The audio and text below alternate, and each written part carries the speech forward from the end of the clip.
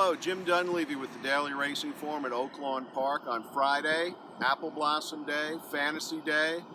The weather is still holding off after dire predictions all week about severe thunderstorms and hail and possible tornadoes. All we've had is a few sprinkles, and the apple blossom will be over in about 4 hours. So maybe the weather's going to hold off. Maybe it's going to get here sooner. We will find out. I'd like to back up to yesterday for a minute. Matoli, Steve Asmussen's 3-year-old, who won the Bachelor by 9 lengths yesterday, got a 107 Beyer speed figure for his victory. After the race, Steve mentioned that he will consider the Grade 2 Woody Stevens, a 7-furlong race, on the Belmont Stakes undercard for Matoli's next start. So anyway, we have the Apple Blossom and the Fantasy today.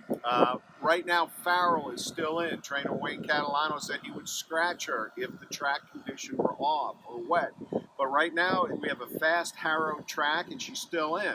And that's important because she is the primary speed besides Unique Bella. Unique Bella is the fastest filly in the race, but Farrell could probably press her a little bit, which kind of changes the complexity of the race. So we have to keep an eye on the weather. Myself, if I'm looking for a horse to beat Unique Bella, which is going to be very difficult, but I was a little taken aback by her balkiness or stubbornness yesterday, schooling at the gate, schooling in the paddock, I would go to Unbridled Mo, a 3-time graded stakes winner for Tom Pletcher. She's only started once this year at 5 and was 4th in the 1-mile, 1-turn Royal Delta at Gulfstream Park, behind Martini Glass, who came back to win the Grade 2 Azeri at Oaklawn Park, and Lewis Bay, who finished 3rd beaten ahead in the Grade 1 Vinery Madison at Keeneland last weekend. So, Unbridled Mo, 2nd start of the year, stretching back out around 2 turns, and she is 1-for-1 over wet tracks. The Fantasy is race 7. The Apple Blossom is the 9th.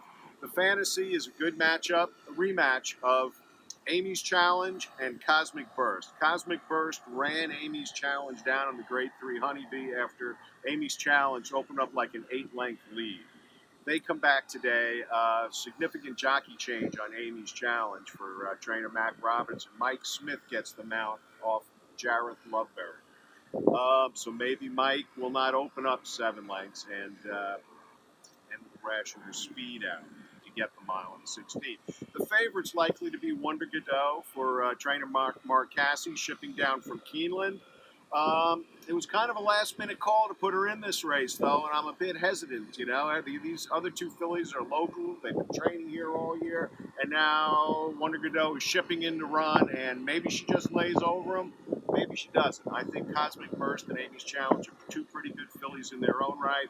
I kind of lean to Cosmic Burst for trainer Donnie Von Hemmel. She's a very solid filly. Number of 2-turn races under her belt. And if the track stays fast, as it is now, I think she's the horse to beat.